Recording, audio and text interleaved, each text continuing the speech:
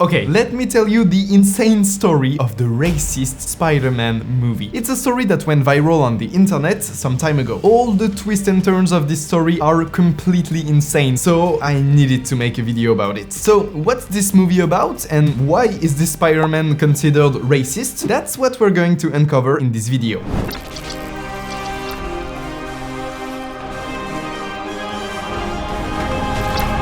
Our story is about an American teenager called Gavin J. Conop. Gavin lives in a small town in California. He's 17 and he's studying filmmaking in high school. Through his high school years, he does a lot of things, such as acting in his class's short films. He even directs a few of them, and he works on the editing of practically all of his school's video projects. Thanks to all of these video projects, he even becomes quite popular in high school. But what's really crucial about our story is that Gavin is a huge Spider-Man fan. He's been into comic books for a long time, and as a kid, he created several short films using his Spider-Man action figures. His favorite movie is Spider-Man 2. He even has an Instagram account dedicated to his favorite superhero, and he regularly creates little Spider-Man fan-made edits for his YouTube channel. And one day, a project will emerge from this passion. His ultimate dream is to direct his own Spider-Man movie. In 2019, he began writing a script for a 15-minute short film titled The Kid Who Collects Spider-Man. His script was inspired by the story of the same name, written by Roger Stern and published in 1984 for the issue 248 of The Amazing Spider-Man. In this short story, Peter Parker pays a visit to a kid named Tim Harrison, who is known to be the biggest Spider-Man fan. During the visit, Spider-Man shows his powers to Tim. He shares his origin story with him, and he even reveals his secret identity. In the end, it's revealed that Tim is a leukemia patient, with only a few weeks left to live. So that's the iconic story that inspired Gavin to write his short film. With each revision, the script becomes longer and longer, and Gavin eventually writes a full-length feature based on his favorite superhero. But he's still a 17-year-old kid. Obviously, he won't have the resources to make a Spider-Man feature film on his own. So to finance his movie, Gavin has the idea to initiate a crowdfunding campaign. The goal of this campaign is to raise $25,000. But honestly, they're only expecting to receive somewhere between $5,000 and $10,000 bucks. Now, you might think that's a bit excessive. He's still a teenager after all, and there's no way that he can gather such a large amount of money. And even if he manages to make his film, the final result will probably look like your typical amateurish fan film, right? Well, think again, because the internet is about to go mad.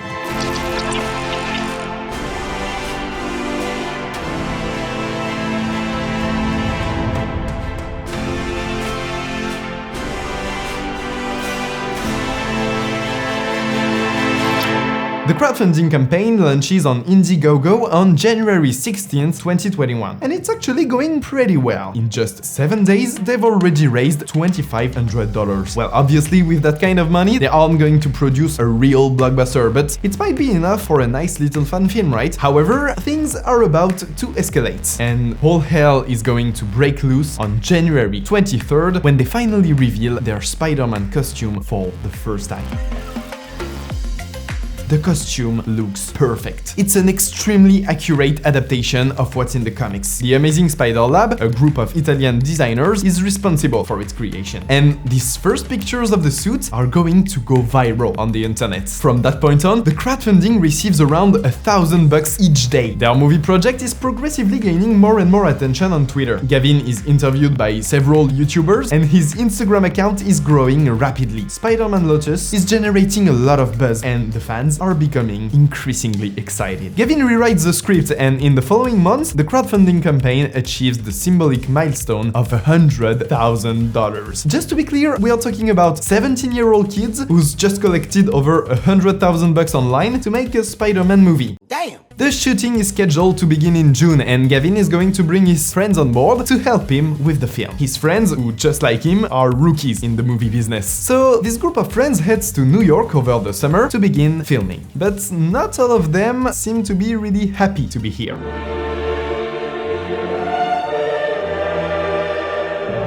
Alright, I just realized I haven't told you about the cast yet. Tuyen Powell plays the role of Gwen Stacy. Mariah Brooklyn takes on the role of Mary Jane Watson. Sean Thomas Reid is Harry Osborn. Maxwell Fox Andrews portrays the young Tim Harrison. And Warden Wayne takes on the costume of Spider-Man. The cast members are mostly amateurs who are just starting their careers, and they've never played a major role in a feature film before. So this project is actually an amazing opportunity for them. While the movie is in production, something happens on the internet. In August of 2021, Spider-Man No Way Home has not yet been released, and nobody knows if Tobey Maguire and Andrew Garfield are going to show up in the movie. However, a simple picture of a toy is going to set Twitter on fire. The picture shows a Spider-Man toy from the Sam Raimi trilogy with a No Way Home logo on it. For a lot of people on the internet, this picture proves that Tobey Maguire will indeed make an appearance in Spider-Man No Way Home. However, this picture turned out to be a fake. A remarkably well-made fake that was created by the Spider-Man Lotus special effects team. Basically, they did this just to prove everyone that they were competent enough, and it definitely worked. This hoax attracted even more attention to the fan film, and it demonstrated the team's impressive special effects skills to everyone. So this fan film is well on track to potentially offer Gavin a directing career, make all the actors famous, and achieve huge success on the internet. And all of this will turn out to be true upon the release of the very first trailer for the movie. Once filming is complete, Gavin and the special effects team start working on the fan film's trailer, and the trailer was released on October 28th, 2021. And you know what? These early visuals will grow the hype around the movie like crazy. The trailer accumulated over 2 million views, internet users were extremely enthusiastic, and the day after the trailer's release, Gavin received a private message from someone unexpected.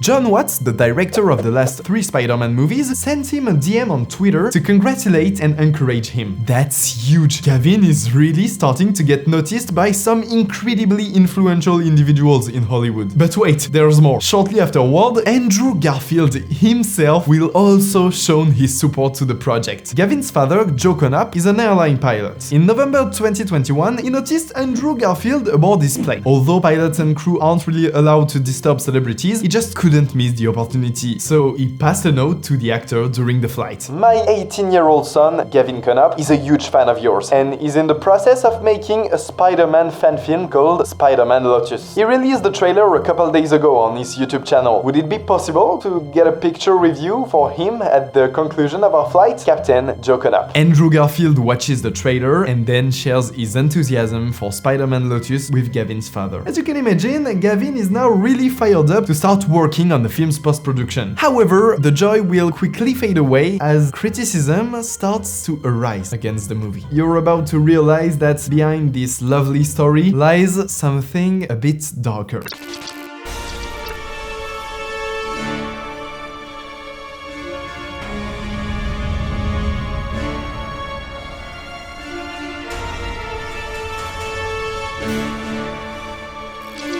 The very first controversy arose when Gavin proposed that fans handle the film's storyboards without pay. At this point, internet users started to express their indignation, finding it quite disrespectful not to pay artists, especially since the film has raised over $100,000. However, all of this pales in comparison to what is about to happen in June 2022. On June 18th, an anonymous Twitter account named Thunder was created. This account then started to post some very compromising screenshots featuring message from the lead actor of the fan film, Warden Wayne. The messages featured in the screenshots showed the actor using extremely racist language.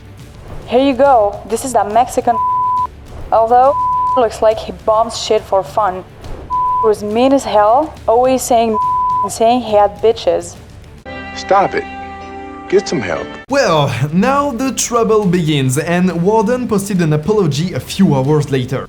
Hello everyone, I've decided to come out in regards to certain things from my past. This is very hard to say and I feel gross, but I'm coming clean. Years ago when I was in high school, I used offensive language, often homophobic or racially insensitive. I was raised in a homeschool conservative environment. I wasn't aware of how serious it was for me to say these things or these words. My ideas of right and wrong were skewed. My friend group at the time encouraged and perpetuated these habits. All of it quickly became a part of my vocabulary because of the lifestyles around me. The groups I associated with online were not good people, but I wanted to fit in and have friends. When I was finally able to leave the bubble I was in and find people with a more stable sense of morality, I was able to be told that the things I said were wrong, and I learned I pushed to change.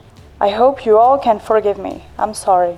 But wait, there's more. You're absolutely not ready for the shitstorm that's about to happen. At first, Gavin responds to his friend's racist messages by expressing his disgust. He states that such a behavior is not acceptable and that the film was made to inspire hope, not hate. And he completely distances himself from his friend's comments. However, the following day, a mysterious anonymous Twitter user named Burke, who seems to have personal grudge against Gavin, posts a large number of screenshots of Gavin's messages throughout the day. These messages contain racist and homophobic slurs and display the young director's rather nasty and manipulative behavior. Here are some examples of Gavin's messages that were posted by the user named Burke. Honestly, I don't see why people were so upset over me not paying the storyboard artists. This is a fan film, and those need to be grateful they're finally getting another good Spider-Man movie.